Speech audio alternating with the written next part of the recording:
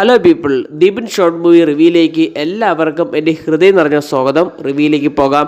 2024 June 14 Shannon ടൈഡിൽ സംവിധാനം ചെയ്ത് Netflix വഴി നേരിട്ട് റിലീസിനെത്തിയ ഒരു ആനിമേഷൻ ചിത്രമായിരുന്നു അൾട്രാമാൻ റൈസിംഗ് എന്നുള്ള ചിത്രം.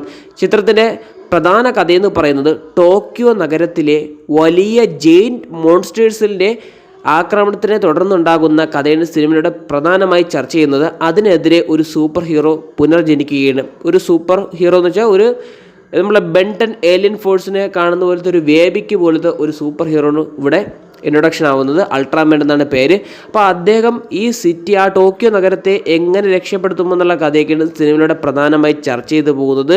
നല്ല കണ്ടിരിക്കാൻ പറ്റിയ ഒരു അനിമേഷൻ മൂവിയാണ് അൾട്രാമാൻ റൈസിംഗ് എന്നുള്ള ചിത്രത്തിൻ്റെ സൂപ്പർ ഹീറോയുടെ ഇൻട്രൊഡക്ഷനാണ് കാണിച്ചിട്ടുള്ളത്. ഇതിൻ്റെ സെക്കൻഡ് പാർട്ടുണ്ട്.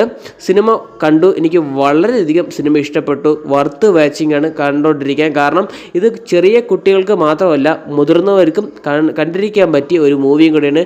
നല്ല ഇമോഷണൽ ഉണ്ട്, കോമഡി ഉണ്ട്, നല്ല ആക്ഷൻ സീക്വൻസ് അടങ്ങിയിട്ടുള്ള ഒരു ഓൾറൗണ്ട് പാക്കേജ് എന്ന് തന്നെ സിനിമയെക്കുറിച്ച് പറയേണ്ടിയിരിക്കുന്നു. ഈ സിനിമ ഇപ്പോൾ കാണാൻ താല്പര്യമുണ്ടെങ്കിൽ നെറ്റ്ഫ്ലിക്സ് വഴി അവൈലബിളായി തുടങ്ങിയിട്ടുണ്ട്. നല്ല സിനിമയാണ്. ഏകദേശം 2 മണിക്കൂർ റണ്ണിങ് ടൈം വരുന്ന ഒരു നെറ്റ്ഫ്ലിക്സിൻ്റെ നല്ല പ്രൊഡക്റ്റാണ് ഈ സിനിമ എന്ന് പറയുന്നത്. കാണാൻ താല്പര്യമുണ്ടെങ്കിൽ നെറ്റ്ഫ്ലിക്സ് വഴി അവൈലബിളായി തുടങ്ങിയിട്ടുണ്ട്. ഇനി കണ്ടവരാണെങ്കിൽ നിങ്ങളുടെ വ്യക്തിപരമായിട്ടുള്ള അഭിപ്രായങ്ങൾ കമന്റ് ബോക്സിൽ രേഖപ്പെടുത്തുക. എനിക്ക് ഈ സിനിമ വളരെയധികം ഇഷ്ടപ്പെട്ടു. അപ്പോൾ ഇത്രയൊക്കെ ഉള്ളൂ അൾട്രാമാൻ റൈസിംഗ് എന്ന് പറയുന്ന അനിമേഷൻ മൂവിയെക്കുറിച്ച് പറയാനുള്ളത്. വീഡിയോ ഇഷ്ടപ്പെട്ടു കഴിഞ്ഞാൽ ലൈക്ക് ചെയ്യുക, ഷെയർ ചെയ്യുക, സബ്സ്ക്രൈബ് ചെയ്യുക. വീഡിയോ കണ്ടതിന് വളരെയധികം നന്ദിയുണ്ട്.